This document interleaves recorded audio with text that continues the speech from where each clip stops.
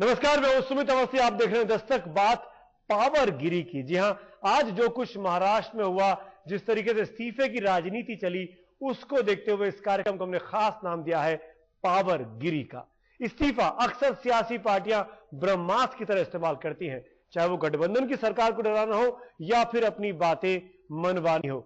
ज्यादातर मौकों पर इस्तीफे का इस्तेमाल दबाव बनाने के लिए होता आया है। आज भी पहले एक इस्तीफा हुआ जिससे पूरे महाराष्ट्र की सियासत में भूचाल आ गया, और उसके बाद एनसीपी के तमाम मंत्रियों ने, पहले उप मुख्यमंत्री अजीत पवार ने इस्तीफा दिया, फिर तमाम मंत्रियों ने इस्तीफा दे दिया, और अब खबर यह आ रही है कि मुख्यमंत्री पृथ्वीराज चव्हाण ने शरद पवार से फोन पर, इस भूचाल आने के बाद राजनीति में फोन पर बातचीत की है। और खबर यह भी है कि शरद पवार ने पृथ्वीराज चव्हाण को कहा कि सबके इस्तीफे स्वीकार कर लो। तो क्या हो रहा है ये सब कुछ? एनसीपी क्या कांग्रेस पर दबाव बना रही है या इसके पीछे कोई और बड़ा खेल है? बात करते हैं मेरे सहयोगी साहिल जोशी से। साहिल, क्या हुआ इस पूरे मामले में? क्यों सबके सब ने एक साथ इस्तीफा दिया और पवार साहब अब कह रहे हैं कि सबके इस्तीफे मान लो? सुमित, जो खबर यह है कि अजीत पवार ने जब इस्तीफा दिया तब पृथ्वीराज चव्हाण ने शरद पवार से बात की और उनसे पूछा कि उनके इस्तीफे का क्या करना चाहिए, क्योंकि मुख्यमंत्री को नहीं पता था कि अजीत पवार इस तरीके का कदम उठा सकते हैं। जैसे ही उन्हें यह खबर मिली कि उनके दफ्तर पे उन्होंने इस्तीफा भेज दिया है, उन्होंने सीधे शरद पवार से संपर्क किया। शरद पवार ने उनको कहा कि हाँ, मुझसे बात हो चुकी है और अजीत पवार का इस्तीफा मंजूर किया जाए। अजीत पवार का इस्तीफा केवल मंजूर किया जाए और यह इस्तीफा राजभवन या राज्यपाल के पास भेज दिया जाए ताकि उसको आधिकारिक रूप दिया जा सके। वहीं दूसरी तरफ अजीत पवार ने अपना इस्तीफा दिया, उसके साथ में दो नाम भी सजेस्ट किए थे, क्योंकि अजीत पवार दो पोर्टफोलियो महाराष्ट्र में संभालते हैं, एक फाइनेंस यानी वित्त मंत्री के तौर पर और एक ऊर्जा मंत्री के तौर पर भी वो काम करते हैं। तो ऊर्जा और वित्त विभाग किन लोगों को देने हैं एनसीपी के, वो भी उन्होंने अपने चिट्ठी में मुख्यमंत्री को बताया हुआ है। उसमें से जयंत पाटिल को वित्त मंत्री और ऊर्जा मंत्री का कार्यभार राजेश टोपे को देने की बात भी उन्होंने उसमें कही थी। हालांकि उसके बाद जब मुख्यमंत्री ने यहां पर कांग्रेस के मंत्रियों की बैठक बुलाई, वहां पर यह बात तय हुई कि एक दिन के लिए रोका जाए, कल एक बार फिर बात होगी और उसके बाद आखिरकार यह फैसला होगा कि क्या अजीत पवार का इस्तीफा राज्यपाल के पास भेजना है क्या नहीं भेजना है। लेकिन अजीत पवार के इस्तीफे को राज्यपाल के पास भेजने के लिए शरद पवार ने पहले ही हरी झंडी दे दी है। रही बात बाकी मंत्रियों के इस्तीफे की, बाकी मंत्रियों के इस्तीफे ये केवल एनसीपी के महाराष्ट्र के जो अध्यक्ष है उनके पास भेजे गए हैं। कल जो विधायक दल की बैठक होगी वहां पर देखा जाएगा कि क्या जो विधायक है एनसीपी के, अब वो दबाव बनाने की कोशिश करते हैं एनसीपी के हाईकमान पर कि क्या अजीत पवार का इस्तीफा नहीं मंजूर किया जाए या अजीत पवार को परस्यू किया जाए इस्तीफा ना देने के लिए, वापस लेने के लिए। ये एक देखने लायक बात होगी। ये देखने लायक होगा कि महाराष्ट्र में एनसीपी की कमान असलियत में किसके पास है। बिल्कुल साहिल, मेरा सवाल आपसे यहाँ पे बहुत छोटा जवाब चाहूंगा, क्या ये शरद पवार बनाम अजीत पवार की लड़ाई भी है इस पूरे इस्तीफे की राजनीति के पीछे? जी बिल्कुल, ये हम एक तरीके से कह सकते हैं, क्योंकि अजीत पवार कल की मीटिंग में दिखाने की पूरी कोशिश करेंगे कि उनके साथ कितने विधायक हैं, कितने विधायक चाहते हैं कि अजीत पवार इस्तीफा ना दे और उनके पीछे पार्टी पूरी मजबूती से खड़ी रहे। दूसरी तरफ शरद पवार ये साफ कह चुके हैं कि अजीत पवार का इस्तीफा मंजूर किया जाए मुख्यमंत्री को, और जो बाकी मंत्री हैं वो मंत्रिमंडल में बने रहेंगे और एनसीपी का समर्थन इस सरकार को जारी रहेगा। अब देखना यह है कि कल के विधायक दल की बैठक में क्या होता है। सही, लेकिन आखिर में संक्षेप में, क्या पृथ्वीराज चव्हाण ने अजीत पवार का इस्तीफा मंजूर करते हुए राज्यपाल के पास भेजा है या अब वो अपने हाईकमान से बात करने का इंतजार कर रहे हैं? ये पृथ्वीराज चव्हाण ने अब तक ये इस्तीफा राज्यपाल के पास नहीं भेजा है। जो आखिर में उन्होंने मीडिया से बात की तब उन्होंने कहा कि हमने ये फैसला किया है कि एक बार फिर हाईकमान से बात की जाएगी और उसके बाद। साहिल जोशी हमारे सहयोगी हमारे साथ थे। यानी कुल मिलाकर इस्तीफे की राजनीति तेज है महाराष्ट्र में। दरअसल हुआ क्या, सबसे पहले आपको बता दें, आज राज्य के उप मुख्यमंत्री अजीत पवार, उन्होंने आज देर शाम करीब 5 बजे के आसपास इस्तीफा दे दिया और यह जताने की कोशिश की कि वह खुद पर लगे आरोपों से आहत है। लेकिन क्या यही सच है? क्या इस्तीफे की इस सियासत के पीछे सब कुछ वैसा ही है जैसा कि दिख रहा है? क्योंकि उनके बाद तमाम एनसीपी के मंत्रियों ने भी अपने इस्तीफे देने का ऐलान किया। तो सबसे बड़ा सवाल यही कि क्या इस्तीफे के इस खेल के पीछे कहीं कोई बड़ा खेल चल रहा है? आखिर ऐसा कैसे हो सकता है कि पार्टी का अध्यक्ष खुद कहे कि उनके तमाम मंत्री सरकार में बने रहेंगे और उसके चंद मिनट बाद ही सभी मंत्री अपना इस्तीफा देने पर अड़ जाएं? महाराष्ट्र सरकार में शामिल एनसीपी के मंत्रियों ने तो एनसीपी के प्रदेश अध्यक्ष को अपना इस्तीफा सौंप भी दिया। राष्ट्रवादी कांग्रेस पार्टी के सभी मंत्रियों ने महाराष्ट्र के राजीनामा प्रांत अध्यक्ष जो हमारे मधुकर पिचड़ जी हैं उनके हाथ में दिया है। उस राजीनामा को लेकर पवार साहब से पिचड़ साहब चर्चा करेंगे और कल 2 बजे महाराष्ट्र विधानसभा के जो हमारे विधिमंडल के सदस्य हैं उनकी बैठक 2 बजे बुलाई गई है। उसमें चर्चा करके आगे की बात तय की जाएगी। वजह क्या है जो सारे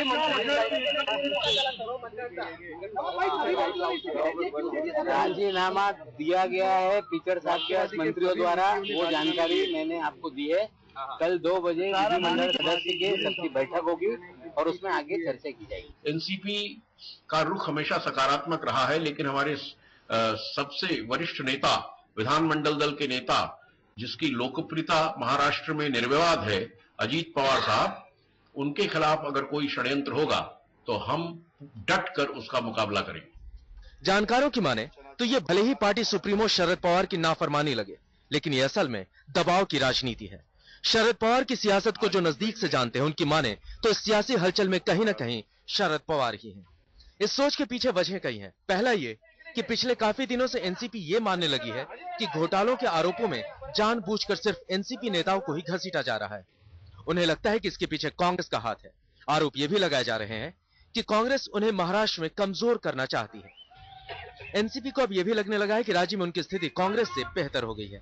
उन्हें लगता है कि पूर्व मुख्यमंत्री विलासराव देशमुख के निधन के बाद अब महाराष्ट्र में कांग्रेस के पास चुनाव जिताऊ चेहरा नहीं रह गया है। ऐसे में उन्हें भरोसा है कि अब अगर चुनाव हुए तो उनके विधायकों की संख्या कांग्रेस से कहीं ज्यादा होगी। नजरें केंद्र की ओर भी है। टीएमसी के जाने के बाद कुछ मंत्रालय खाली हुए हैं। केंद्र में फेरबदल की भी सुगबुगाहट है। ऐसे में शरद पवार महाराष्ट्र में सरकार की नींवें हिलाकर केंद्र में अपने लिए बेहतर जगह पाने की कोशिश कर सकते हैं। शरद पवार जो कहते हैं, जो करते हैं और जो करते हुए दिखते हैं, उसमें हमेशा फर्क होता है।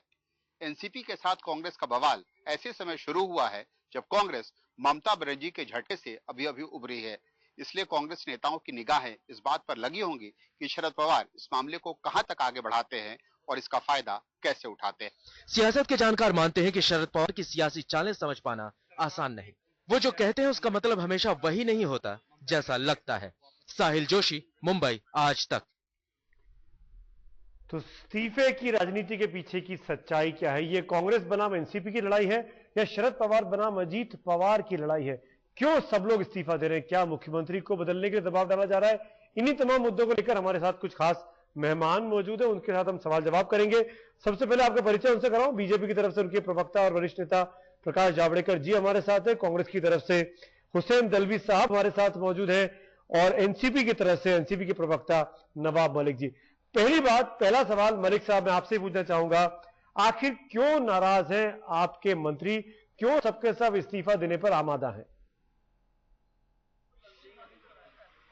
देखिए, आज हमारे उप मुख्यमंत्री ने अपने इस्तीफे का ऐलान किया।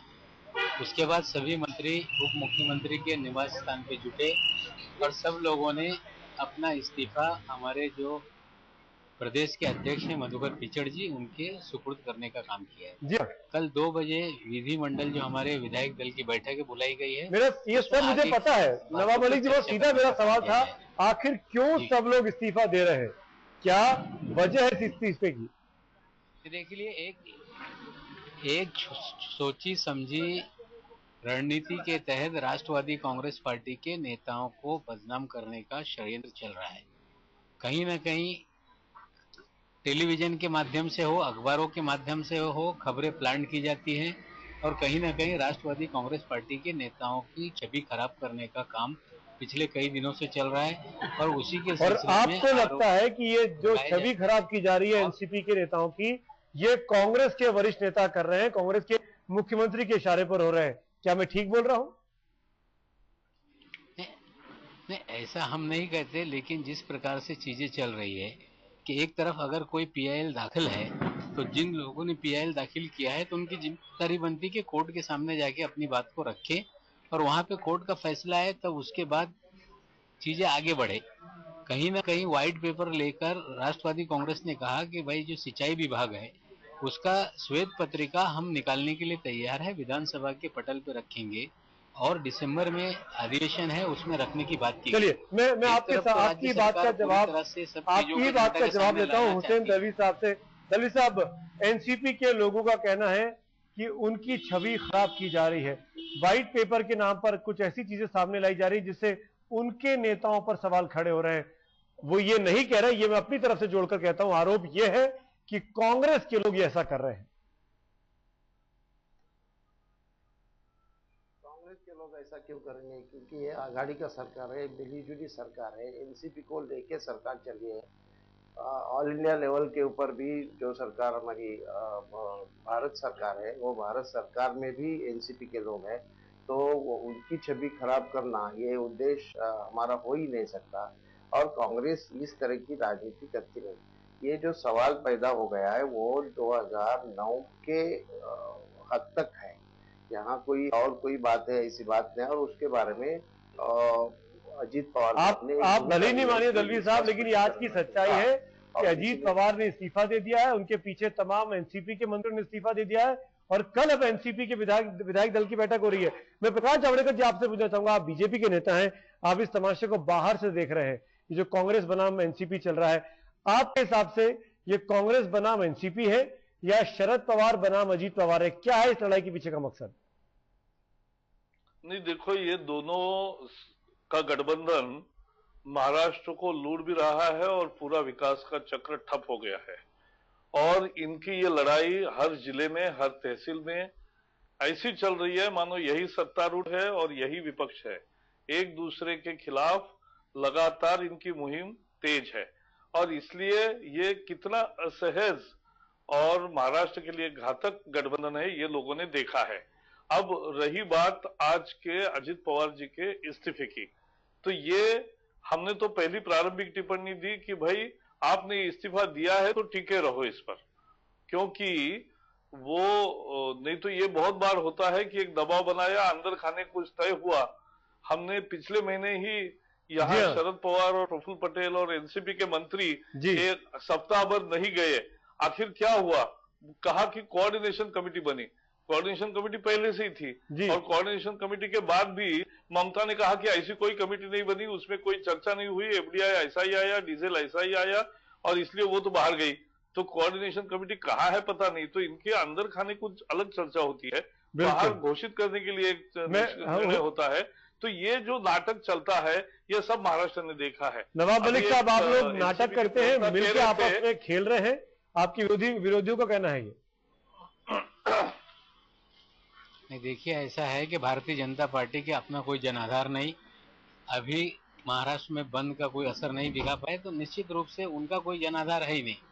महाराष्ट्र में राष्ट्रवादी कांग्रेस पार्टी का अपना जनाधार है, कांग्रेस का भी जनाधार है। तो जिस प्रकार से बोल रहे हैं कि नौटंकी का सवाल नहीं है। हमारे नेता अजीत पवार आहत हैं, जिस प्रकार से एक सिस्टमेटिक ढंग से उनके खिलाफ कैंपेन चलाया जा रहा है उनकी छवि बिगाड़ने के लिए, और निश्चित रूप से उससे आहत होकर नवाब मलिक साहब, ठीक है, मैं मान गया, उप मुख्यमंत्री आहत है, उन्होंने अपने ऊपर से दाग हटाने के लिए इस्तीफे की पेशकश की, ठीक है यहाँ तक, लेकिन बाकी के एनसीपी नेताओं को क्यों देना जरूरत, इस्तीफा देना पड़ा? उसकी क्या जरूरत थी? ये दबाव की राजनीति नहीं है तो क्या है? देखिए, नहीं, दबाव की राजनीति नहीं है, कहीं एक हमारे नेतृत्व है जिसको लेकर सवाल खड़े किए जाते हैं, छवि धूमिल करने का काम किया जाता है। तो निश्चित रूप से सभी मंत्रियों की ये मानसिकता है कि हम भी चाहते हैं कि हम भी इस्तीफा दे दें, हम भी काम नहीं करना चाहते, इसलिए उन लोगों ने अपना इस्तीफा मुख्यमंत्री के नाम से लिखा है, लेकिन वो प्रदेश अध्यक्ष के हाथ में दिया है। पवार साहब से उससे चर्चा करने की बात प्रदेश अध्यक्ष जी ने पवार साहब कहते हैं, विधिमंडल नवाब मलिक जी, मैं आपको बताऊं, पवार साहब कहते हैं कि अजीत पवार का इस्तीफा मंजूर कर लो, ऐसा उन्होंने पृथ्वीराज चौहान को कहा बातचीत में। बाकियों का इस्तीफा मंजूर करने की जरूरत नहीं है। ये क्या खेल है पीछे का? पवार साहब क्यों चाहते हैं कि अजीत पवार का इस्तीफा मंजूर हो जाए? ऐसा है कि वो हमारे राष्ट्रीय अध्यक्ष हैं, निश्चित रूप से अगर वो कोई फैसला लेते हैं तो उस पर पूरी पार्टी उनके साथ है। ऐसा कोई मामला नहीं कि अजीत पवार जी और शरद पवार जी के बीच में कोई मनमुटाव है, मतभेद है या अलग अलग पार्टी के भीतर कोई लड़ाई है। पूरी पार्टी महाराष्ट्र से लेकर देश भर राष्ट्रवादी कांग्रेस पार्टी के राष्ट्रीय अध्यक्ष पवार साहब के ठीक नेतृत्व में काम है, करती है। आपने बात कही। मैं हुसैन दलवी जी से पूछना चाहूंगा। हुसैन दलवी जी, यही सवाल आपसे पूछूंगा। अजीत पवार के इस्तीफे पर पृथ्वीराज चौहान के साथ फोन पर बातचीत में शरद पवार कहते हैं कि अजीत पवार का इस्तीफा मंजूर कर लो, बाकियों के इस्तीफे को मंजूर करने की जरूरत नहीं है। इसका क्या मतलब है? क्या हो रहा है ये सब कुछ एनसीपी के अंदर? नहीं, एनसीपी के अंदरूनी बात क्या है वो नवाब मलिक साहब ने कही है, लेकिन एक बात ऐसी है कि जहां तक इस्तीफा मंजूर करना न करना, ये आघाड़ी की सरकार है, मिलीजुली सरकार है, और मुख्यमंत्री जी ने वो डायरेक्ट मंजूर करना पसंद नहीं किया। हालांकि हमारे श्रेष्ठियों से भी उन्होंने बात कर रहे हैं, अभी बात पूरी हुई है ऐसी भी बात नहीं, और पवार साहब से भी बात कर रहे हैं, और ये निर्णय जो लेना है। हुसैन दलवी जी, गंभीर इल्जाम लगे हैं अजीत पवार के ऊपर, और 70,000 करोड़ के सिंचाई घोटाले की बात है, छोटी मोटी बात नहीं है। और घोटाला भले 1 रुपए का हो, भले 70,000 करोड़ का हो, अगर इल्जाम लगे हैं और वो चाहते हैं कि जांच हो जाए, वो बाकायदा इस्तीफा देकर अलग होना चाहते हैं अपने पद से, तो क्यों नहीं मुख्यमंत्री उनका इस्तीफा स्वीकार कर लेते? क्यों मुख्यमंत्री को डर लगता है कि उनकी सरकार गिर जाएगी? नहीं, ऐसी कुछ डर का भाग नहीं है, और कोई दबाव का भी भाग नहीं। एक बात ध्यान में रखना, कांग्रेस के ऊपर कोई दबाव आता नहीं, और कांग्रेस दल ऐसा है कि दबाव की राजनीति में कभी आता नहीं। जो है वो मिलीजुली सरकार चलाना है, तो आप 1 महीने पहले हमने देखा, और जब एनसीपी ने आपके कान उभेटे थे, और जब आपको याद होगा पूरा क्राइसिस खड़ा हो गया था, एनसीपी की तमाम मांगों के आगे आपकी लीडरशिप को झुकना पड़ा था। ज्यादा पुरानी बात नहीं, और आप कह रहे हैं कि आप दबाव के आगे नहीं आते हैं। ऐसा है कि कोई मतभेद नहीं रहते, ऐसा नहीं। 2 पार्टियां हैं, अपनी अपनी पार्टियां चलाने वाले लोग हैं, ऐसी कोई बात नहीं। सरकार एक है तो पार्टियां एक हो गई, अलग अलग पार्टी रहती तो अलग अलग चलता है। वही तो मैं दलवी साहब, जिस व्यक्ति पे इल्जाम लगे कि उन्होंने घोटाला किया, और वो खुद चाहते हैं कि उस घोटाले की जांच हो जाए, और वो अपने पद से हटते हैं, तो जांच करवाने में क्या दिक्कत है? क्यों नहीं उनका इस्तीफा स्वीकार कर लिया जाता? नहीं, वो ऐसा है कि उन्होंने खुद ही कहा है कि इसके बारे में मैं सफाई देना चाहता हूं, और वो सफाई देंगे, कोई सवाल ही नहीं। वो समर्पक है, और उन्होंने जिम्मेदारी ली है, तो वो कहेंगे जो है वो। उसके कांग्रेस पार्टी उनके ऊपर दबाव डाला है, यानी उन्होंने हमारे ऊपर दबाव डाला, ऐसी कोई बात है नहीं। दलवी साहब, आप कहेंगे कि आपको अभी अगले 2 साल तक, जब महाराष्ट्र में चुनाव होने हैं, अगले साल 1.25 साल तक एनसीपी की मदद की जरूरत पड़ेगी। अक्टूबर 2014 में चुनाव है, आप एनसीपी का साथ चाहेंगे महाराष्ट्र में? बिल्कुल चाहेंगे, कैसे नहीं चाहेंगे। तो एनसीपी जो बात कहेगी वो बात मान लेंगे आप, यानी मैं ठीक कह रहा हूँ? लोगों ने जो मैंडेट दिया है, तो 2004 तक सरकार चलाने का मैंडेट, 14 तक सरकार चलाने का मैंडेट दिया है, तो वो तो चलानी पड़ेगी। आपके पास चलाते नहीं, आप एनसीपी के बगैर सरकार नहीं चला सकते। वही मैं आपसे बहुत साफ साफ पूछ रहा हूँ, आप चाहेंगे कि एनसीपी को साथ ना छोड़ा जाए, एनसीपी कांग्रेस के साथ बनी रहे? बिल्कुल, ऐसा है कि साथ छोड़ने से क्या होने वाला है? साथ छोड़ने से सरकार ही नहीं चलेगी। जावड़ेकर साहब, आपका कमेंट? ना सरकार चलेगी, सरकार, और उन्होंने खुद कहा है कि इसके जिस ढंग से सारा प्रेस में आया है उसको वो जवाब देना चाहते हैं, तो वो जवाब देंगे ना। प्रकाश जी, आपने सुना हुसैन दलवी साहब कह रहे हैं कि सरकार चलाना चाहते हैं। सरकार, वही मैं बता रहा हूं, ये सरकार चली क्या और गई क्या। महाराष्ट्र तो जल्दी इसके मुक्ति चाहता है, और क्योंकि इतनी भ्रष्ट और इतनी महंगाई देने वाली कोई सरकार नहीं है, और इसलिए ये सरकार के अस्तित्व की लड़ाई उनके लिए महत्वपूर्ण हो सकती है। ये भ्रष्टाचार की जो लूट की काम चल रहा है, इसकी जांच हो सही तरीके से, यही मुद्दा है, और इससे बचने के लिए ही ये सारा हो रहा है राजनीति। भ्रष्टाचार से बचने के लिए राजनीति हो रही है। एक आखिरी कमेंट मैं चाहूंगा नवाब मलिक साहब आपका।